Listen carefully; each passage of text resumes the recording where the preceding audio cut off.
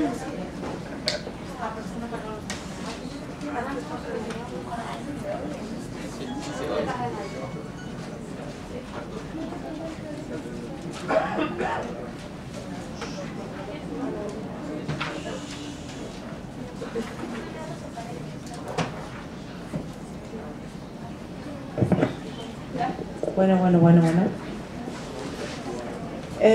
Buenas tardes.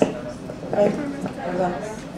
A nombre del Festival Internacional de Cine de Guadalajara, les damos la más cordial bienvenida a la presentación de la revista Tierra Adentro. Contamos con la presencia de Mónica Nepote, de César García, de Emilio Portes y de Joaquín Rodríguez. Muchísimas gracias.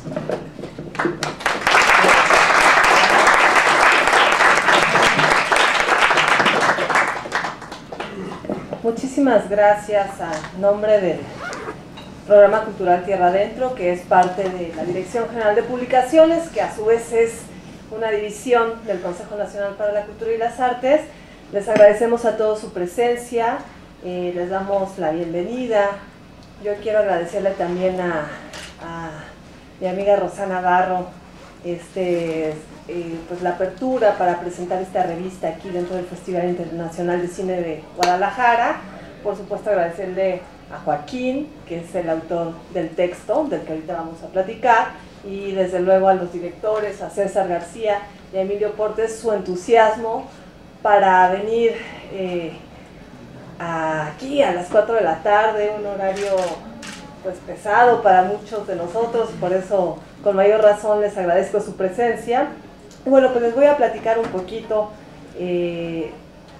qué onda con Tierra Adentro, qué es esta revista. Es una introducción muy general. Para quien no lo sepa, bueno, Tierra Adentro es una revista que tiene ya muchos años de historia. Es una revista que comenzó en los años 70 en Aguascalientes, y se trata de una publicación que se creó precisamente para que fuera un foro que reflejara lo que pasaba en la cultura en el país, más allá del Distrito Federal.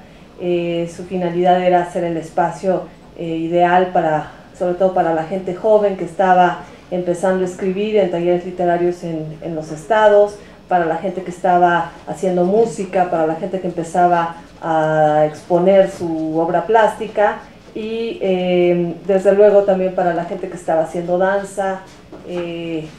Yo me preguntaría qué tanto para la gente que estaba haciendo cine en esos momentos, en los años 70. Bueno, habría que preguntarle aquí a don Joaquín, que es el que tiene el panorama historiográfico del cine en México. Y bueno, lo cierto es que esta revista ha seguido viva. En algún momento el Conaculta la absorbió. Cuando se crea el Conaculta, absorbe Tierra Adentro, y se crea un programa cultural alrededor de esta publicación, y bueno, principalmente se enfoca hacia temas de literatura.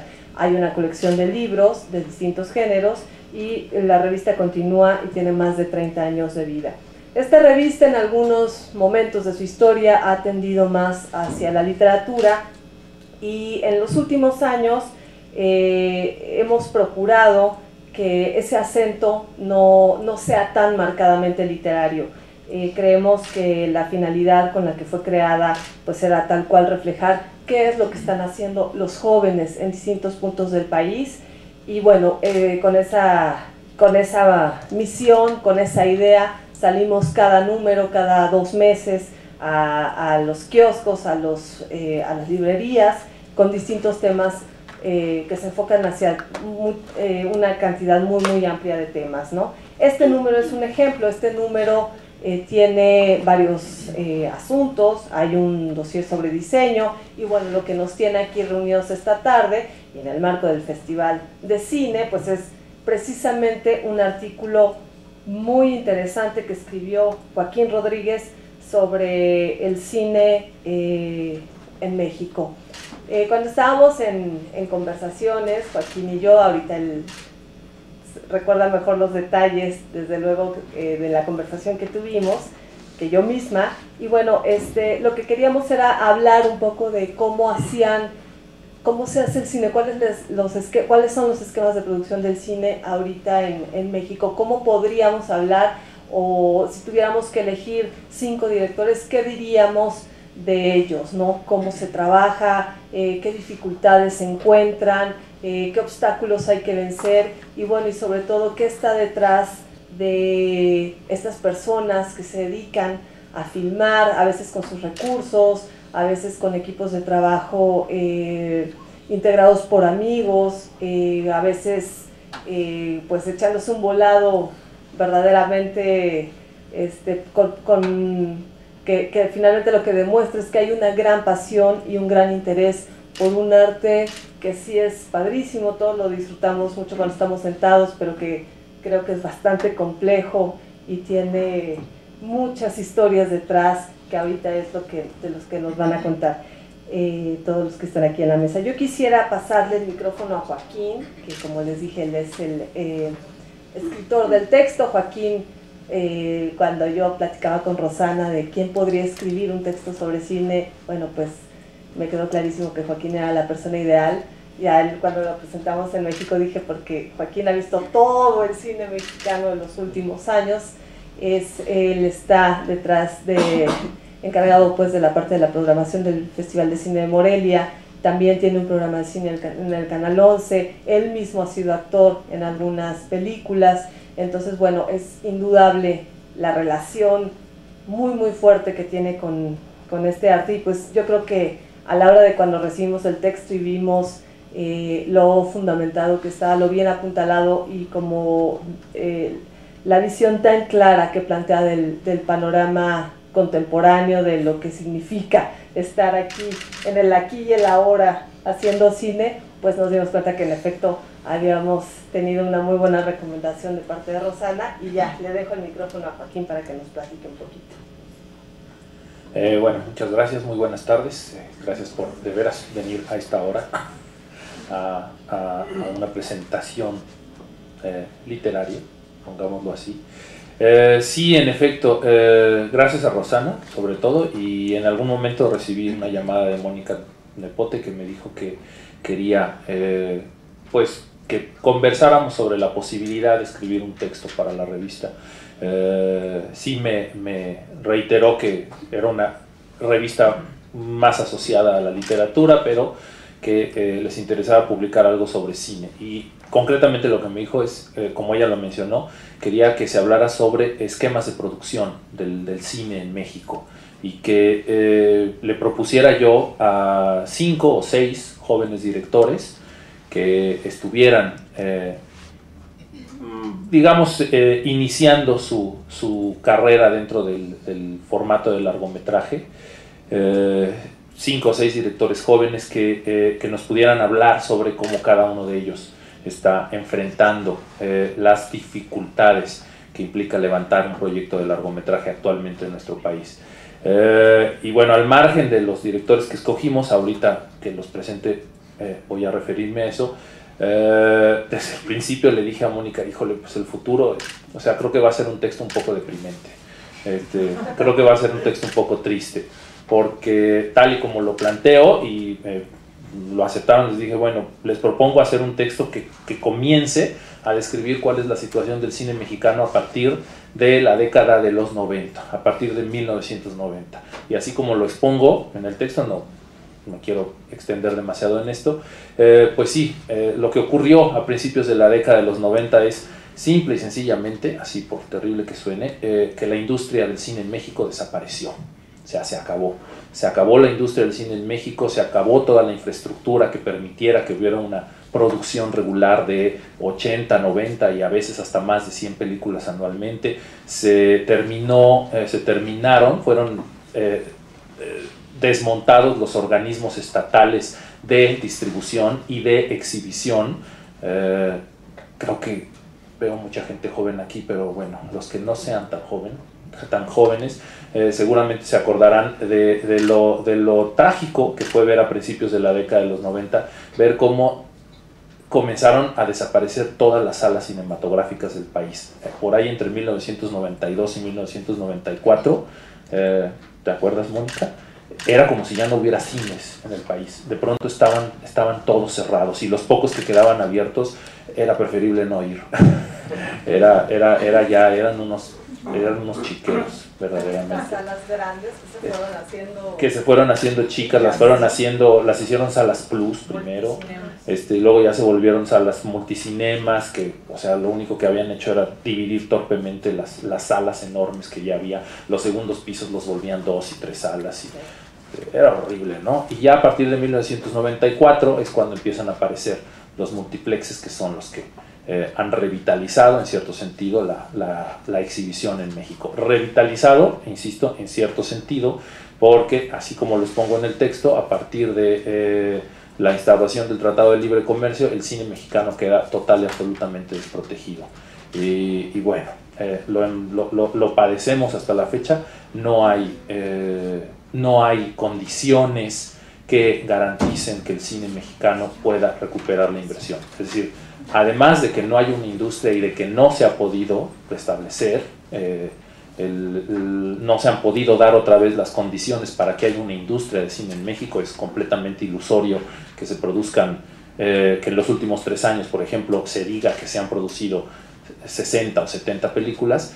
Aparte de eso, así como los directores que escogimos lo reiteran, no hay posibilidad, prácticamente no hay posibilidad de que los que hacen cine en México recuperen lo mucho o poco que hayan invertido en sus producciones. Es decir, la recuperación de las inversiones para el cine en pantalla a través de la exhibición en salas cinematográficas es total y absolutamente desventajosa. Es decir, casi todo se lo queda el exhibidor o, en su defecto, el distribuidor de la película, y es una mínima parte. A lo mejor de esto pudiera hablar Emilio. Una mínima parte se lo queda el productor y los que hicieron, los responsables de la película. Entonces, bueno, Mónica me planteó que buscáramos a 5 directores jóvenes y que ellos nos hablaran de su experiencia filmando cine en México en este panorama tan ominoso que acabo de plantear. Y pues no fue ninguna sorpresa que los 5 directores que escogimos, como lo podrán leer en el texto, pues reiteraron un poco este panorama tan desolador. Hay uno de ellos, Matías Meyer, es como más optimista. Matías dice que sí hay una industria del cine en México. Fue muy categórico al respecto. Qué padre que sea tan optimista, pero todos los otros 4 no lo fueron. Y una cosa que también yo les propuse a Mónica y al equipo de Tierra Adentro, y que me dio mucho gusto que lo aceptaran, es que le dije, bueno, sí, vamos a escoger 5 directores, y vamos a escoger 5 directores que hagan películas completamente distintas, completamente opuestas.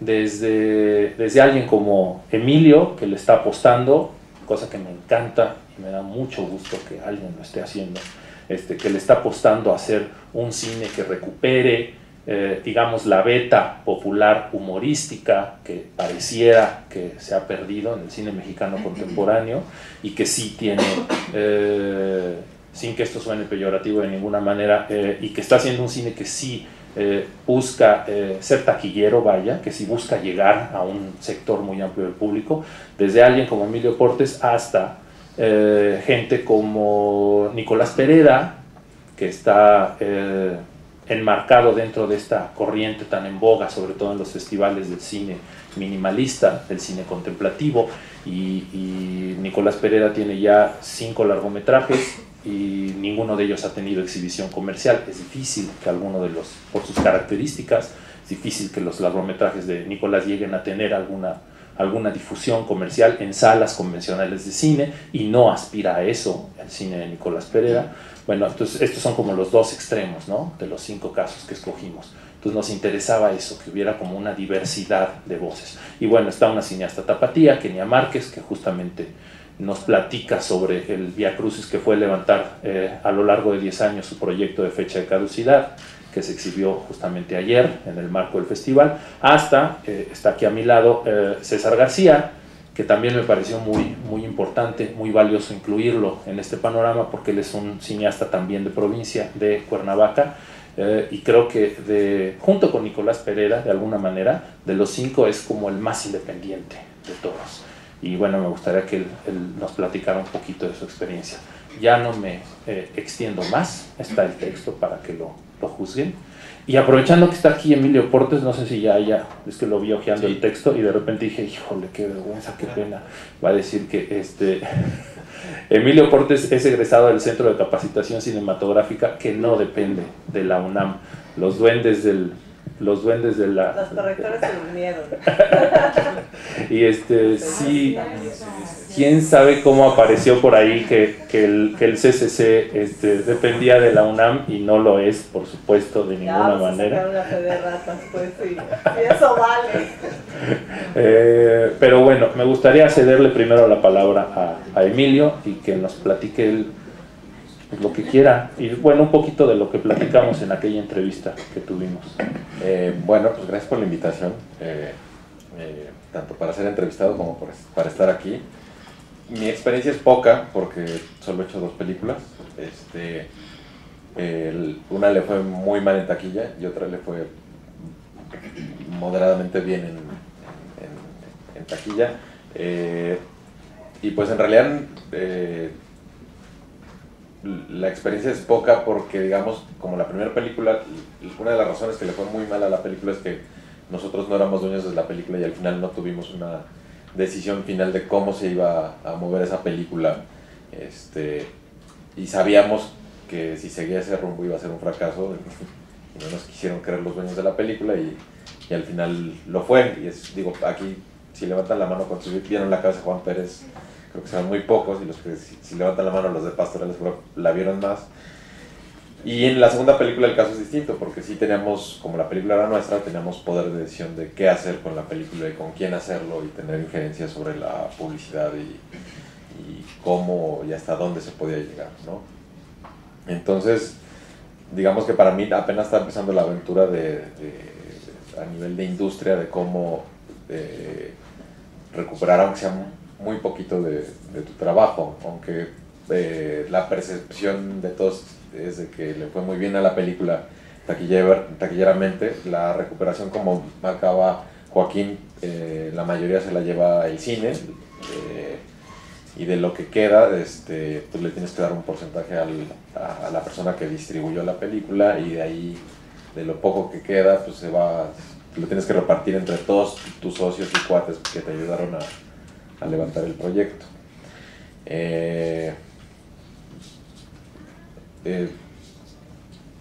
Entonces, entonces ahorita mucha gente me dice, no, oye, ya que te fue muy bien taquilla, ya seguro levantas la siguiente película mucho más fácil. Y no, en realidad es como serpiente de escaleras, acabas uno y te regresan a la casilla uno otra vez, con nuevo guión y todo de cero, ¿no? Entonces, pues digo, apenas estamos como en esta nueva aventura que ha sido más favorable y que nos da como buenas esperanzas de seguir filmando. Sin embargo, la recuperación de la película pues, no es suficiente ni siquiera para levantar una película más moderada, ¿no? ¿Y ya? Y por lo pronto.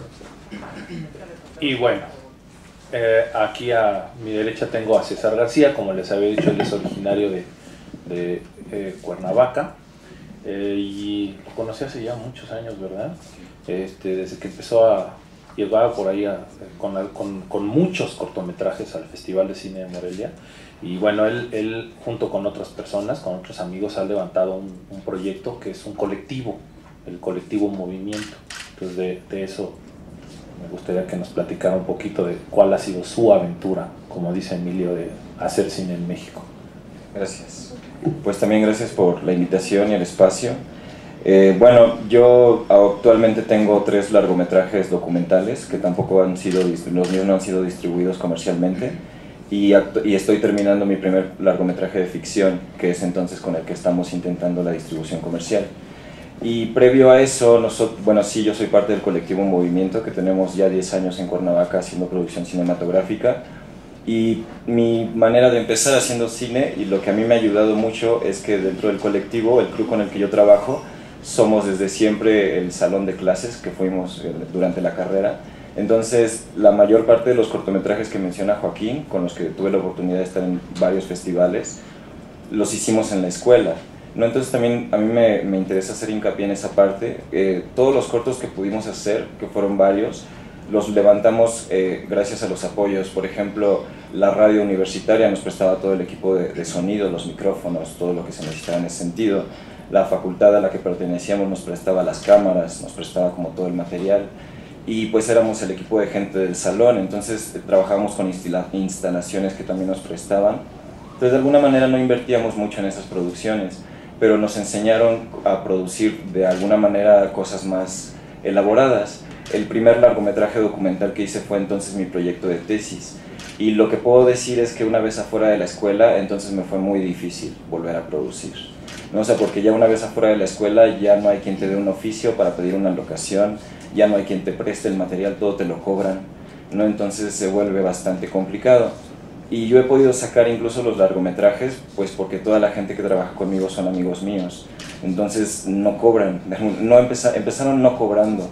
Con esta última película, uno de mis objetivos fue también poder pagarle a la gente, ¿no? Entonces la película se ha ido generando poco a poco. Ahorita la película ya está terminada, ya terminó la postproducción, la mezcla final de audio, pero no tengo dinero para pagarles, ¿no? Entonces incluso ellos me dicen que puedo contar con el material, o sea, el del sonido me da la mezcla final, el de postproducción me la hace, y lo hacen pues por la fe de que la película se pueda estrenar y entonces ver qué pasa. Pero así, ¿no? Y de hecho ahorita yo estoy en ese dilema, le decía antes de entrar a Joaquín, les voy a tomar la palabra, o sea, voy a tomar la mezcla final, la postproducción para poder sacar la película, y les voy a seguir debiendo ese dinero. Muchas veces estrenamos los proyectos y se estrena y todavía debes más de la mitad de lo que costó hacerla. Entonces, como colectivo eso ha sido lo que ha funcionado para nosotros. También tenemos esta dinámica de que, por ejemplo, el colectivo somos varios integrantes y nos vamos rotando en los proyectos. Ellos me ayudan a dirigir, bueno, yo dirijo este proyecto ahorita, y por ejemplo este año yo estoy produciendo 2 cortometrajes que dirigen mis compañeros, que no estoy dirigiendo yo, y de esta manera también podemos como ayudarnos entre todos para sacar los proyectos también de los demás. Así trabajamos con el colectivo Movimiento.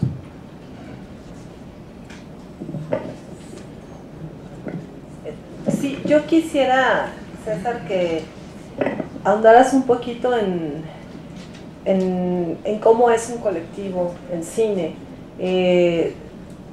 A veces creo que nos puede quedar muy claro cómo funciona un colectivo en artes visuales, ¿no? Por ejemplo, si hay espacios como de una galería donde están integrados por distintos artistas y cómo entre todos van o buscando materiales o buscando gente que pueda exponer ahí, y cómo todos participan del montaje. Pero ¿cómo es la dinámica de un colectivo cinematográfico? ¿Cuántos son? ¿Cómo trabajan? Sí. Actualmente ya estamos dados de alta como una empresa, como una productora, y los que estamos registrados como tal somos solo 6, ¿no? De los integrantes del colectivo. Cuando empezamos entonces a generar un corto o a rodar una película, somos cerca de 45 personas. Y entonces se dividen los talentos. Dentro del colectivo tenemos diseñadores gráficos, músicos, yo dirijo y escribo los guiones de mis proyectos, y bueno, el agente de arte, ¿no? Que ha tenido ya participaciones en películas también más grandes, y eso también ha generado como que la experiencia de otros proyectos pues nos pueden apoyar hacia adentro del colectivo. Y bueno, así, ¿no? Lo integramos como con los talentos de cada quien, vamos construyendo entre todos la película. Y también lo tengo que decir, muchos lo hacemos porque al final pues es la manera de mostrar nuestro trabajo, ¿no? Yo pude, por ejemplo, todos mis cortometrajes tenían música original, que era algo difícil de hacer en aquel tiempo porque todos los músicos obviamente te cobran, pero entonces uno de mis mejores amigos era músico y él quería que la música se escuchara, ¿no? Entonces aprendí a hacer intercambios con los actores, ¿no? Trabajé mucho con actores de teatro que no tenían una presencia importante en la pantalla. Entonces lo hacíamos a través de un acuerdo, ¿no? Yo no puedo pagarte, pero para el final vamos a terminar con un material que a ti también te puede servir. Y entonces a partir de esos intercambios lo hacíamos. Incluso a la fecha, ¿no? Con mi postproductora ahorita de Nahuales ha sido un poco eso, y me lo dijo así: si no tienes para pagarme, lo podemos hacer a través de las empresas, ¿no? También como apoyos, como intercambios. Entonces ha sido también una cosa de buena voluntad, ¿no? De todos los demás, y yo lo digo siempre, que la figura del director es un mito, ¿no? Porque realmente es el trabajo de todas las personas. Yo no soy nada sin todos ellos, ¿no? Y eso yo lo tengo muy claro. Y también yo por eso siempre como que agradezco el esfuerzo de todos y al final pues todos estamos subidos en el mismo barco. Y entonces me gustaría preguntarte a ti, Emilio, ¿cómo son tus dinámicas? ¿Cómo levantas un proyecto, ¿no? ¿Cómo trabajas? ¿Cómo armas un equipo? ¿Tienes apoyo de producción? En fin, ¿tú a cuál estás en la? Pues es muy parecido de la historia de la gente que viene como de las escuelas de cine. Terminas trabajando con la gente que te ayudó en los cortos, desde, por ejemplo, el director de arte de Pastorela, él trabajó desde mi corto de segundo año, Alejandro García. Igual con los fotógrafos, en el caso de mi primer película se hizo gracias a un concurso, bueno, a un sistema que tiene el Centro de Capacitación Cinematográfica, que produce una película para egresados cada año, ¿no? Y es una película que, en el caso de la cabeza, digo, en ese entonces había un presupuesto para hacer películas moderadas, cosa que no era la cabeza de Juan Pérez, porque una película con efectos especiales, persecuciones, con un cast muy grande, porque era una película que coqueteaba mucho con la fantasía. Entonces, digamos que se salía fuera de la caja a nivel de presupuesto. Y tal cual, o sea, la mayoría de la gente que trabajó en esa película aportó su tiempo y su dinero para hacer un proyecto mucho más complejo que lo que estaba acostumbrado a hacer la escuela en ese entonces, ¿no? Afortunadamente después de esa película como que se abrieron a otros géneros y se pudo hacer, por ejemplo, Somos lo que hay, ¿no? Que es una película de terror franca, ¿no? O la Pantera Negra, que es como diferente y por ahí sigue sin salir. Pero hablando como del equipo, digamos que la gente del equipo, desde el productor, el músico, el editor, incluso la gama de actores que salen en la cabeza de Juan Pérez son los mismos que trabajan en Pastorela. Entonces, y muchos de ellos habían trabajado desde mi tesis, Silverio Palacios, Ramón Álvarez, José Sefami, Joaquín Cosío. De hecho, lo primero que hizo Cosío en cine fue mi tesis. Entonces, como que vas creciendo como dices, con tu salón de clases, ¿no? Y son los que te van acompañando toda la vida. Yo quisiera también como contar una anécdota un poco curiosa. Cuando los documentales que yo he realizado, los largometrajes, de alguna manera son de bajo presupuesto, bueno, son muy, entre comillas, baratos de hacer, porque los he realizado, es una investigación totalmente de campo, entonces pues es yo con mi cámara, un micrófono y estar con la gente, no mucho tiempo. Entonces el dinero en ese sentido no es una limitante, digamos. Yo estuve como invitado en el Encuentro Nacional de Directores en la Cineteca Nacional cuando estaba por estrenar esta película, y en la misma mesa estaba Everardo González, que estaba haciendo Los Ladrones Viejos. Y Everardo, yo la película con la que estaba participando ahí la había hecho realmente con una cámara prestada y comprando minis DVs en el mercado a 50 pesos. La hice ahí en donde viven mis papás, en la calle, ahí en la colonia. Entonces realmente no tuve un ingreso, digamos, de dinero para esa película. Y en la mesa Everardo hablaba del presupuesto que él tenía para su documental y decía que no le alcanzaba porque tenía solo 500,000 pesos. Entonces, exacto, cuando me dieron el micrófono a mí, lo que yo dije era que yo estaba haciendo un largometraje pues no sabía realmente con cuánto, pero no más de 10,000 pesos. Y que yo no sabría qué hubiera hecho si me hubieran dado 500,000. O sea, que yo no sabía qué haría con todo ese dinero. Y es el dinero que me falta ahorita para terminar mi película. Entonces, ahora sé ahora sé en qué invertiría ese dinero. O sea, porque en el documental que prácticamente era yo con mi cámara, ahora sí hay todo un equipo de trabajo, donde entonces yo siento una responsabilidad como de valorar eso a partir de poder pagarles, ¿no? Entonces, sí es importante también los apoyos económicos. Yo creo que las becas y todos los apoyos que hay de IMCINE y demás son muy necesarios, sí son necesarios, pero también creo que no son indispensables. Nosotros hasta ahorita hemos podido levantar la película, ya nos falta nada para salir y afortunadamente, no sé si es afortunado, pero no la tenemos comprometida, digamos, ¿no? O sea, toda la hemos hecho de manera completamente independiente. Perdón, lo dudé, si echar de cabeza a Nico Pereda o no. Justo yo, perdón.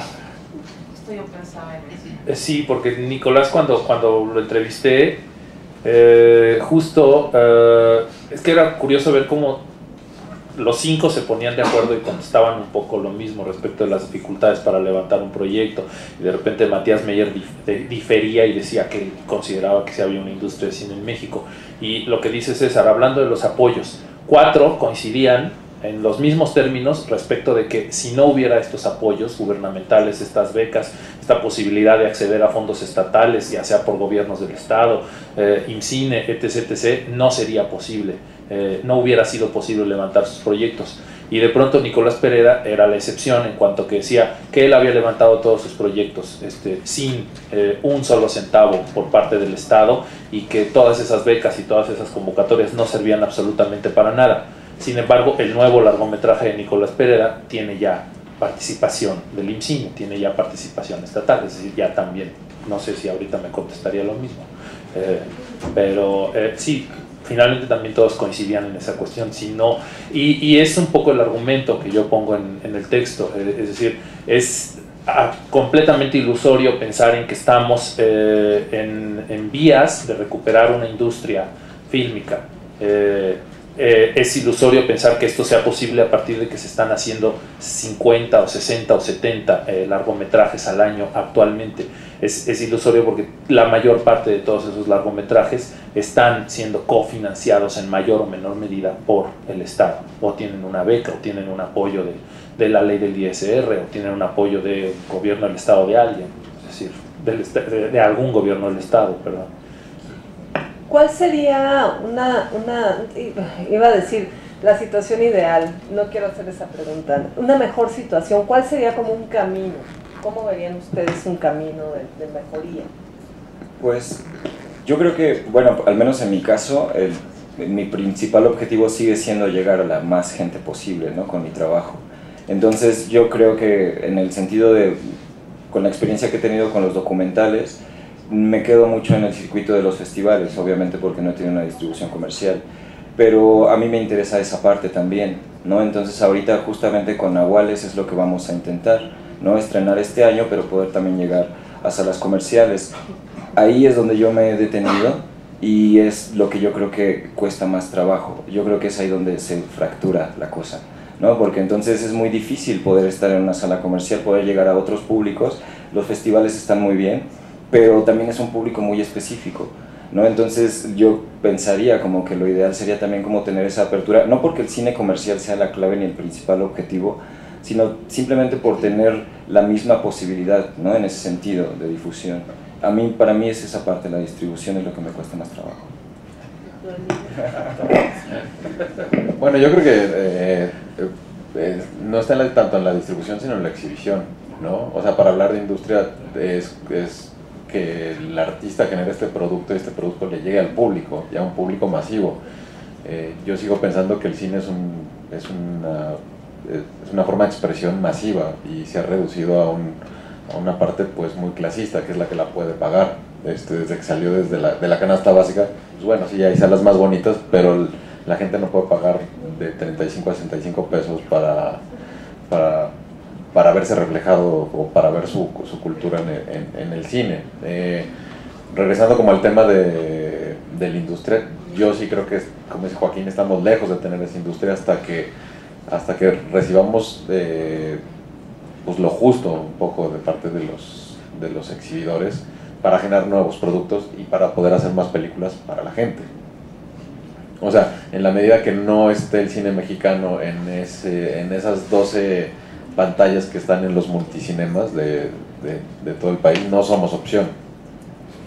O sea, no hace poco hubo una polémica de un diputado porque se hizo una propuesta de subir que se respetara el 10 y que subiera 30% la exhibición de películas mexicanas, y decía que eso iba a ser descompetencia desleal, y no, en realidad ni juntando toda la producción nacional de un año le podemos competir al cine americano, y de hecho lo que le da variedad y opción a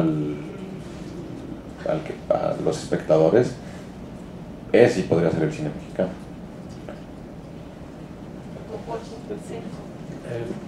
Pues más bien preguntas del público. Les pasamos la palabra a ustedes. ¿Alguien tiene alguna duda, alguna inquietud? ¿Algún reclamo, sugerencia, queja, propuesta indecorosa? Bueno, ¿sí? Una cosa que me llama la atención y que te quería preguntar es, ante toda esta problemática respecto a poder filmar una película, siento que tus dos proyectos están muy cercanos. Me llama la atención esto. Bueno, en realidad se estrenaron muy cercanos, pero entre uno y otro pasaron 4 años. No, es que la percepción, y aún así es poco tiempo, porque la percepción de la gente es que, o sea, viene una de deportes y ya viene la otra, ¿no? Sí, pero también trabajar cada 4 años no está padre. O sea, tener un sueldo cada 4 años y es parte de lo que se vuelve como la industria. O sea, estos apoyos, por ejemplo, de becas para coescritura o de jóvenes creadores, pues antes, y es parte de lo que sufre la industria. Nos quejamos mucho de que no hay buenos guiones. Antes existían, por ejemplo, mejores guionistas tal vez, porque había una industria que demandaba que se produjeran muchos guiones, ¿no? Digamos que los estudios eran, o en el caso todavía del cine americano, el estudio pues forma sus propios guionistas porque hay una demanda de guiones, ¿no?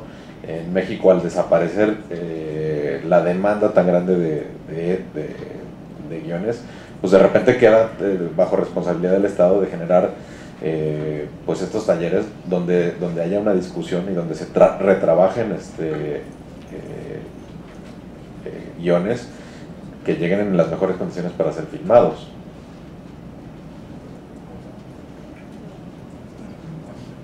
¿Por allá? ¿Alguien? Ah, no, nadie levantó la mano. Yo sí quisiera hacer una pregunta más. Podría existir, existen otras disciplinas. Ya salió un candidato. Mejor que... Respecto a que el público mexicano no tome en cuenta no tome muy en cuenta el cine mexicano, ¿no creen que sea porque hay veces que se hace una película mala, que jala a un actor de renombre para hacer taquillera la película? Yo creo que no, o sea, en realidad algo que le está pasando al cine mexicano es que no le llega al público. Esa es una realidad, o sea, no, por ejemplo, después de que se estrenó Pastorela, pasaron 2 meses sin que hubiera una película mexicana en la taquilla nacional. 2 meses, es mucho, ¿sabes? Entonces, eso también propicia que la gente pues compre nuestro propio cine en pirata, porque sí es accesible, y es una realidad. A mí me gustaría contestarte un poco la pregunta, porque es válida. Es decir, sí, hemos visto muchas películas mexicanas muy malas y que han utilizado, justo como lo planteas, el gancho de un actor de renombre.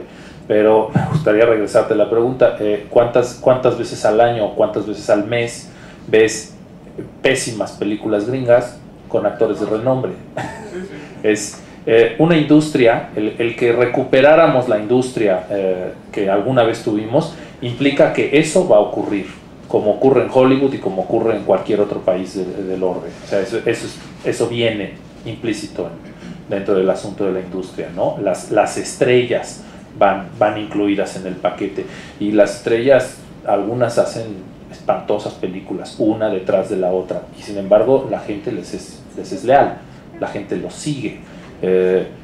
Y vuelvo a lo mismo, reitero, sí, el día que volvamos a tener una industria, así como ocurre en Hollywood, va a haber, por cada 20 películas que se hagan, es muy probable que 15 o 16 sean muy malas, y si bien nos va a haber 4 buenas o muy buenas. Eso pasa en todas partes. Yo creo que también por eso, no sé, nos tardamos a veces tanto en producir las películas. En mi caso, por ejemplo, yo llevo ahorita 2 años de que ya hicimos Nahuales, y tampoco la he querido, o sea, pensamos estrenar hasta este año porque me había faltado dinero para poder terminar bien la postproducción. Entonces tampoco quiero sacar una película que esté a medias, que no esté como yo pensé que debería de ser. Entonces también por eso tanto tiempo, porque al final buscas que el producto sea bueno, no necesariamente, pues sí, a lo mejor el dinero también te importa, pero me importa más que mi película, que yo esté contento con mi película, ¿no? Entonces, si vas por ahí, pues yo creo que es garantía, ¿no? Lo estás haciendo también para ti, no necesariamente para que venda. La pregunta que yo les quería hacer es muy rápida, bueno, no sé la respuesta. ¿Valdría la pena o tendría caso pensar o les interesaría en circuitos alternativos de distribución? ¿Puede existir esa posibilidad para el cine, como existe a lo mejor para otras, para los libros o para otro tipo de industria muy diferente, cultural? ¿Circuitos alternativos cómo? Pues, no sé, pienso por ejemplo en la opción del cineclub, ¿no? Me voy a adelantar, yo soy un firme convencido de que eso es lo que tiene que suceder. No creo que, por lo menos en un futuro cercano, la opción de las salas comerciales, Cinépolis, Cinemex, Cinemark, la cadena que sea ya la opción viable no solo para el cine mexicano, para cualquier cinematografía que no sea la preponderante, la hollywoodense. Hay muchas otras ventanas que se están gestando apenas. O sea, el internet es un atisbo de lo que puede suceder a futuro. Y definitivamente recuperar el asunto de los cineclubs, o sea, creo que eso podría representar la misma opción que representó desde finales de los 50s y durante la década de los 60s y de los 70s, para que el público cinéfilo accediera a muchos de los grandes directores de esa época que de hecho se conocieron en primera instancia gracias a los cineclubs, y a veces en unas condiciones verdaderamente lamentables. Sí. Es decir, exhibiciones prácticamente clandestinas, underground, en unas copias horrorosas, Sí. 16 milímetros que no se veía nada. En fin, ahora tenemos a nuestro favor la posibilidad de una serie de nuevas tecnologías que nos permiten acceder de manera instantánea y simultánea a prácticamente lo que se está haciendo en materia de cine en todo el mundo, muy al margen de las salas cinematográficas. Emilio, ¿quería decir algo? Sí, que hay unos proyectos de hacer cine de barrio, formalmente, con apoyo de la iniciativa privada y del Estado un poco, pero sí un poco regresarle el cine a la gente, pues, ¿no? Hoy sacarlo de precios, pues que sí de repente son muy, muy altos, ¿no? Y que eso pues nos aleja de entrada de nuestra cultura y de otras cinematografías también. De todas maneras, yo creo que sí es algo que se tiene que legislar, porque si se hacen estos, y que deben existir, y que urge que existan estos cines de barrio, pero también tenemos que estar en los otros, o sea, porque si no, solitos nada más nos estamos excluyendo del circuito comercial, que es el que le va a llegar a otra gran parte de la población, ¿no? Sí. De hecho, también, pues nosotros, yo soy de la idea de que no sé, supongo que todos los directores hacemos también ese otro trabajo, ¿no? De buscar que la película se vea, porque al final pues somos algo que nos interesa que llegue a la gente. Entonces nos convierte en automático, ¿no? En esa parte, ¿no? Tratar de que la gente las esté recibiendo. Nosotros como colectivo, precisamente por eso nacimos como colectivo Movimiento. Teníamos los cortometrajes, esperábamos que la escuela hiciera una función para que la gente los pudiera ver, nunca pasó. Entonces nosotros empezamos a organizar esas funciones. Cuando hicimos la primera función fue un éxito. Lo hicimos en un jardín con una pantalla, un cañón y así, la gente tirada en el pasto, pero se llenó el lugar y entonces pensamos que eso iba a funcionar. De ahí pensamos que nos teníamos que poner un nombre para que si seguíamos haciendo cosas tuviéramos una trascendencia. Ahí nacimos como colectivo. Y entonces la primera objetivo fue darle difusión a las obras que ya existían, y es una de las premisas hasta la fecha. Hemos trabajado con Morelia, ¿no? También en ese sentido, de que podemos llevar cosas de los festivales a Cuernavaca, y nosotros tenemos la oportunidad también de poner nuestros trabajos en otros festivales, y de esta manera se genera ya también esta dinámica, ¿no? Trabajamos mucho con comunidades aisladas.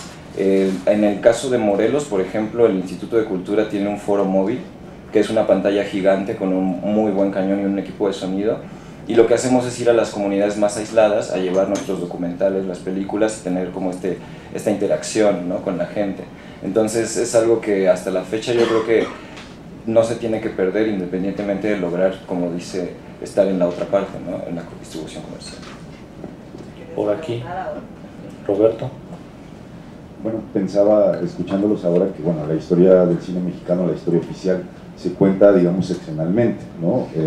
Digo, realmente dependemos, digo, prácticamente desde hace 40 años de una voluntad gubernamental respecto a las políticas cinematográficas, ¿no? En medio de estos sexenios, incluso en términos de directores, que ustedes lo son, digo, han surgido organizaciones de gestión colectiva, sindicatos, compañías productoras que, formadas por directores, más que por productores incluso, ¿no? Lo que pensaba con esto, ¿no? Es que, bueno, esta generación a la que ustedes pertenecen, con referentes audiovisuales comunes, con un acceso a la tecnología distinto, ¿no? Me refiero a esta gente que está como en los 20 o alrededor ya de los 30 años, ¿no? Que bueno, tienen como estas otras posibilidades, o el surgimiento masivo de festivales por todo el país y por el mundo, y un acceso mucho mayor como a ellos, pues, ¿no? Se reconocen en medio de esto como una especie de generación. Hay vínculos temáticos, hay vínculos formales, hay algo rompedor respecto a generaciones anteriores y tal en el cine que ustedes están haciendo, o tú lo identificaste justamente para elaborar este texto, Joaquín, justo en esta diversidad de directores sobre los cuales estabas tratando. Es un poco para los directores y para Joaquín. Usted que lo recopilaste. Yo que lo recopilé. Fue, la verdad, es que la selección de los entrevistados fue un tanto arbitraria. No sé, es que creo que ellos nos podrían comentar más al respecto de si se reconocen. Es que me parece muy interesante la pregunta, si se reconocen como una generación. Hablando de vínculos temáticos, un poco nuestra propuesta al escoger a estos realizadores tan disímbolos era que no hubiera esos vínculos temáticos. Evidentemente sí hay bloques. Matías Meyer y Nico Pereda pertenecen un poco al mismo bloque. Michel Lipkies, es decir, esta generación que sí ha sido de alguna manera muy solidaria entre ellos en este impulso a este cine minimalista contemplativo. Ese sería el primer bloque que yo reconocería y que me parece que se han cohesionado bastante bien. Respecto de los demás, no lo sé, ¿cómo lo ven ustedes?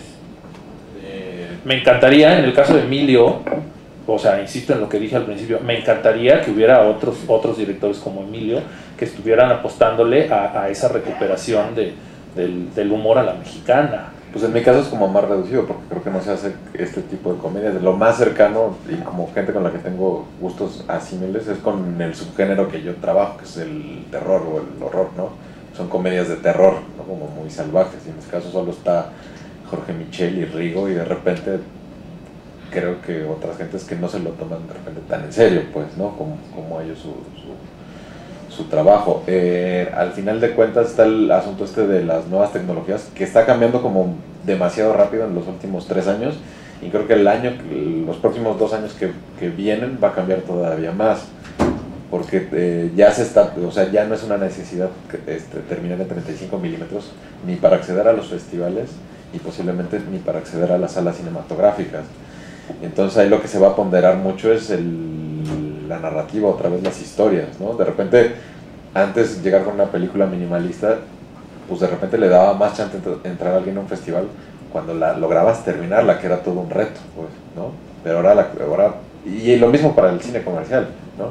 Ahora alguien puede hacer una película de zombies, corregida color, con efectos muy modestos en tu computadora, y técnicamente hay la posibilidad de pasarla en un Cinépolis, ¿no? Ya no necesitas de 2-3 millones de pesos para acabar una copia compuesta. Entonces creo que las reglas, incluyendo la de internet, están por escribirse en los próximos años, y no sé si ahí las temáticas generacionales se vayan a redefinir. Sí, yo no sé también si la cuestión es generacional, porque en la misma generación la vemos haciendo diferentes métodos, ¿no? Yo creo que tiene que ver más por ahí, por el método por el que estamos trabajando algunos, ¿no? Entonces algunos trabajan con más recursos, algunos nos los tenemos que sacar de la manga. Yo creo también mucho que los formatos de producción quizás es lo que nos puede definir como generación, pero también hay quienes siguen haciendo 35, ¿no? Yo antes, cuando estaba en la escuela, tenía la idea de un día poder hacer una película en 35. Ahora mi ilusión es poder distribuir y ver comercialmente exhibida mi película. No me interesa esa parte del 35, también por los recursos económicos, ¿no? O sea, y es como el dilema de siempre, todo el dinero que podría yo conseguir para hacer una película en 35, se lo he metido a la producción de mis películas, ¿no? A tener una mejor arte, a poder pagarle a la gente, todo lo que ya hemos hablado.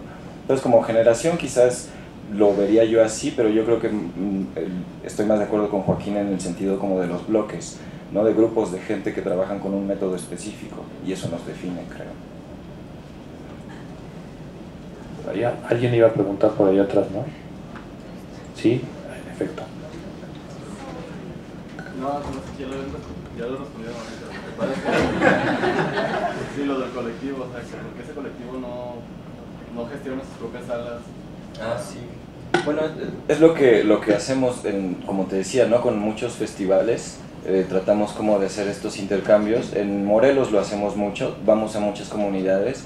Y ahorita, por ejemplo, tenemos una gira que se llama Morelos en Movimiento, que vamos a distintos estados del país y llevamos lo mejor de los cortometrajes que se produjeron el año pasado en el estado, ¿no? Entonces empezó para difundir las obras que producía el colectivo, y ahorita ya estamos difundiendo las obras que produce gente que no es del colectivo.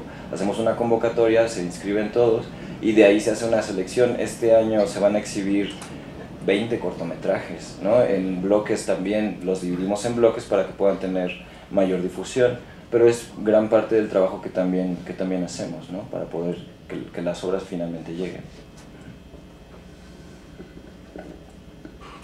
¿Alguien más? ¿O damos por terminada la sesión? No, yo quiero hacer una pregunta. Ay, siempre que digo que quiero hacer una pregunta, sale una mano. Retomando el tema del cine mexicano, de la competencia que tiene con el cine gringo, comentabas que ellos lanzan muchas más producciones en un año que las producciones mexicanas, pero ¿cuál sería lo que ellos nos llevan de ventaja es la cantidad en vez de la calidad? ¿Y cómo podríamos volver a retomar lo que era el cine mexicano, o sea, su grandeza? Ups. Es que yo creo que un poco regresamos a como lo contestaba Joaquín, es en la cantidad, pero en la cantidad que te llega, o sea, ¿cuántas películas mexicanas ves al año y dónde las ves? ¿No? Entonces creo que no podemos como ni siquiera comparar, o sea, ellos, además de que producen más, exhiben más, y además lo hacen con presupuestos más grandes, y sí hay como una tendencia de los exhibidores de darle más chance a ellos que a nosotros. Entonces, creo que lo primero que es muy importante es que sepan que esas películas son de ustedes y hay que salir a buscarlas y pedirlas, y cuando les digan en taquilla que no está, o que está sala la llena, o que ya se vendió la sala o cualquier cosa, o sea, sí tienen que ir a buscar su cine, pues por desgracia les tendría que llegar, pero creo que no pasa. Sí, Hollywood produce, la cifra varía, pero puede llegar a producir 700, 800, 900 películas en un año. Compáralo con estas 60 ahora en tiempos de bonanza, probablemente, que se están produciendo. Evidentemente nos llevan mucha ventaja, pero no se trata de la cantidad, y en términos de calidad, o sea, en los últimos años, a pesar de todo eso, bueno, la gran ironía es que, por ejemplo, en la década de los 90, se llegaron a producir en un momento dado, por ahí entre 95, 97, 98, ni siquiera se llegaron a producir 10 largometrajes al año en México. Y lo que mencionaba, la gran ironía es que en esos años hubo muchas más películas de calidad que en toda la década anterior, en el caso del cine mexicano. Entonces, no es un asunto de cantidad. Ahora, la cuestión de la calidad, o sea, no creo que nadie se lance a la aventura de filmar una película sabiendo de antemano que va a ser una mala película. O sea, todos filman deseando hacer un buen producto, y no siempre ocurre así, y creo que eso ocurre en todas las disciplinas artísticas, la literatura, la poesía, la danza. O sea, nadie se pone a trabajar como loco sabiendo de antemano que va a ser una porquería. Mi pregunta, ya la respondiste un poco tú, pero puedes, si quieres retomarla. Es como la segunda parte a la que hice anteriormente de los circuitos alternativos de distribución. Y nosotros como ciudadanos y como espectadores, ¿qué es lo que tendríamos que hacer? ¿Cómo podríamos entrarle al juego, a crear estas nuevas dinámicas, ¿no? Pues yo creo que obviamente pues asistiendo a las salas de cine cuando están programadas las películas mexicanas, pero yo lo decía también, yo creo que como espectadores también tenemos esa responsabilidad de alguna manera de exigir que lo que ponen en las salas también sea bueno, ¿no? A mí no sé si decir, me molesta de pronto cuando veo una película mexicana en cartelera y sí voy y la veo y de alguna manera me parece que no es lo que yo esperaba. Y veo películas en los festivales que yo me pregunto por qué no están, ¿no? Por qué la gente no puede verlas, ¿no? Entonces, eso, ¿no? O sea, yo creo que también hay que como que buscar que sean buenas las producciones que se exhiben. No sé de qué manera el público podría exigir esa factura, pero yo creo que como espectadores también tenemos esa responsabilidad, ¿no? Como de buscar esas películas. ¿Quieres sondar un poco? No solo decir que consuman cine mexicano, páguenlo, no compren pirata, por eso está todo el cine americano, piraten todo el gringo que puedan. No, es muy importante que salgan a buscar nuestro cine, porque se van a llevar sorpresas muy buenas, que están bien hechas, que sí son de calidad, tanto autorales como comerciales, están ahí. O sea, de esas 70 películas que se hacen al año, ¿cuántas se exhiben? Hasta eso, ahorita se están estrenando muchas más, en condiciones terribles, pero bueno, se están estrenando 40, 50 películas al año, más o menos. Yo lo que quisiera acotar a propósito de lo que está diciendo Emilio y a propósito de que gracias a las nuevas tecnologías el cine es mucho más accesible ya para los creadores, bueno, también es mucho más accesible para los espectadores, y gracias a toda esta nueva cultura del internet, las redes sociales, como ustedes quieran, Twitter o lo que sea, pareciera que también ya todos tenemos voz. Entonces, sí, consuman cine mexicano y sean críticos del cine mexicano que están consumiendo. Si la película no les gustó, si la película les pareció una basura, porque muchas lo son, hay que decirlo. Es decir, creo que esa también es una forma de exigirle a los que están haciendo el cine o de hacerles ver que tampoco nos gusta todo lo que se hace, y que el solo hecho de que sea mexicano no implica que tenemos que quedarnos callados y decir apoyémoslo, ¿no? Y no es querer contradecir a Emilio. Por ahí anda Luis Felipe Tobar. Es que hace muchos años alguna vez me reclamó Luis Felipe que había hablado mal de varias películas mexicanas al hilo, y entonces me dijo, no seas así, cabrón, ¿por qué haces eso? Hay que apoyar nuestro cine, mano, que no sé qué, que no sé cuánto. Y le dije, sí, pero si las películas están espantosas, no le estoy haciendo un favor tampoco al público al decirle, vayan a ver esta película y se van a topar con una basura, ¿no? Pero bueno, o sea, de alguna manera me desdigo un poco, sí, o sea, hay que verlas todas, pero también decir lo que pensamos de ellas, ¿no? Sí, ser crítico, ¿no? ¿Qué es lo que nos falta? Sobre todo en función del cine norteamericano, del cine que vemos. Sí, todos lo consumimos, o sea, no nos hagamos. O sea, todos consumimos cine norteamericano.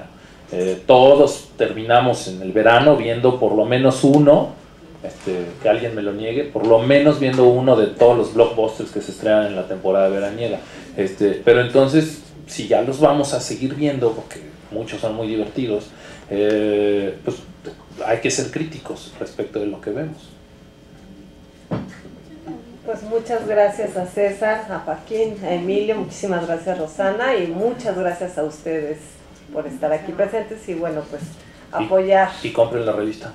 La revista está a la venta, cuesta 50 pesos, tiene además de un libro de poesía que viene incluido, un cuadernito de una poeta tijuanense muy buena y poderosa como voz rebelde que está escribiendo desde el norte del país. Y bueno, hay distintos artículos de diferentes temas que les pueden interesar. Está a un precio muy accesible, 50 pesos, y pues muchas gracias.